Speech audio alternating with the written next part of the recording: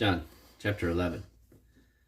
Now a certain man was sick, named Lazarus, of Bethany, the town of Mary, and her sister Martha. It was that Mary which anointed the Lord with her ointment, and wiped his feet with her hair, whose brother Lazarus was sick. Therefore his sisters sent unto him, saying, Lord, behold, he whom thou lovest is sick. When Jesus heard that, he said, This sickness is not unto death, but for the glory of God, that the Son of God might be glorified thereby. Now Jesus loved Martha and her sister and Lazarus. When he had heard therefore that he was sick, he abode 2 days still in the same place where he was. Then after that saith he to his disciples, Let us go into Judea again. His disciples say unto him, Master, the Jews of late sought to stone thee, and goest thou thither again? Jesus answered, Are there not 12 hours in the day? If any man walk in the day, he stumbleth not, because he seeth the light of this world. But if a man walketh in the night, he stumbleth, because there is no light in him. These things said he, and after he saith unto them, Our friend Lazarus sleepeth, but I go that I may awake him out of sleep. Then his disciples said, Lord, if he sleep, he shall do well. Howbeit Jesus spake of his death, but they thought that he had spoken of taking rest and sleep. Then Jesus said unto them plainly, Lazarus is dead, and I am glad for your sakes that I was not there, to the intent ye may believe. Nevertheless, let us go unto him. Then said Thomas, which was called Didymus, unto his fellow disciples, Let us also go, that we may die with him. Then when Jesus came, he found that he had lain in the grave 4 days already. Now Bethany was nigh unto Jerusalem, about 15 furlongs off. And many of the Jews came to Martha and Mary to comfort them concerning their brother. Then Martha, as soon as she heard that Jesus was coming, went and met him, but Mary sat still in the house. Then said Martha unto Jesus, Lord, if thou hadst been here, my brother had not died.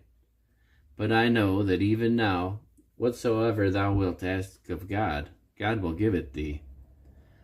Jesus said unto her, Thy brother shall rise again. Martha saith unto him, I know that he shall rise again on the resurrection at the last day. But Jesus said unto her, I am the resurrection, and the life. He that believeth in me, though he were dead, yet shall he live. And whosoever liveth and believeth in me shall never die. Believest thou this?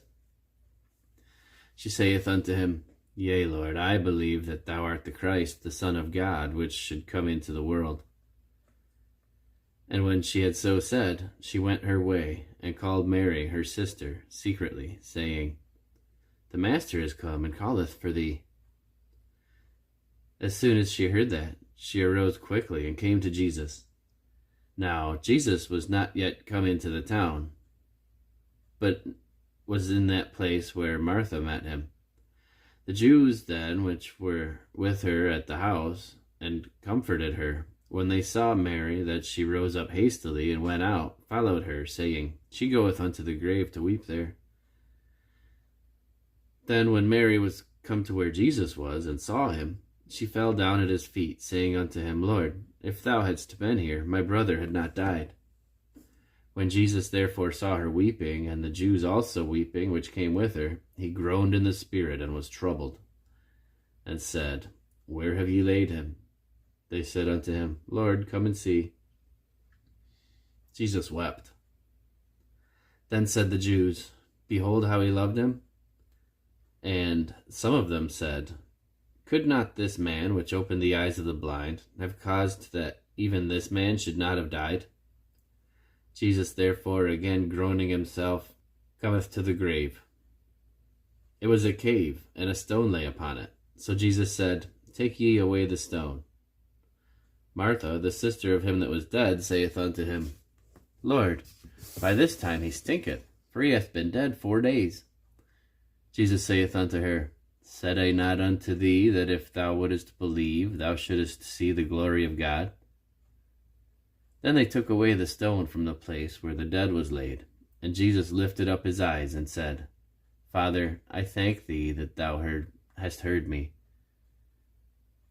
And I knew that thou hearest me always, but because of the people which stand by I said it, that they may believe that thou hast sent me. And when he had thus spoken, he cried with a loud voice, Lazarus, come forth. And he that was dead came forth, bound hand and foot with grave clothes, and his face was bound about with a napkin. Jesus saith unto them, Loose him, and let him go. Then many of the Jews which came to Mary, and had seen the things which Jesus did, believed on him. But some of them went their ways to the Pharisees, and told them what things Jesus had done. Then gathered the chief priests and the Pharisees a council, and said, What do we? For this man doeth many miracles.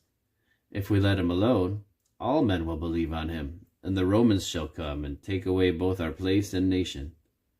And one of them, named Caiaphas, being the high priest that same year, said unto them, Ye know nothing at all, nor consider that it is expedient for us that one man should die for the people, and that the whole nation perish not. And this spake he not of himself, but being high priest that year, he prophesied that Jesus should die for that nation, and not for that nation only, but that also he should gather together in one the children of God that were scattered abroad. Then from that day forth they took counsel together to put him to death. Jesus therefore walked no more openly among the Jews, but went thence unto a country near to the wilderness, into a city called Ephraim, and there continued with his disciples. And the Jews' Passover was nigh at hand, and many went out of the country up to Jerusalem before the Passover to purify themselves.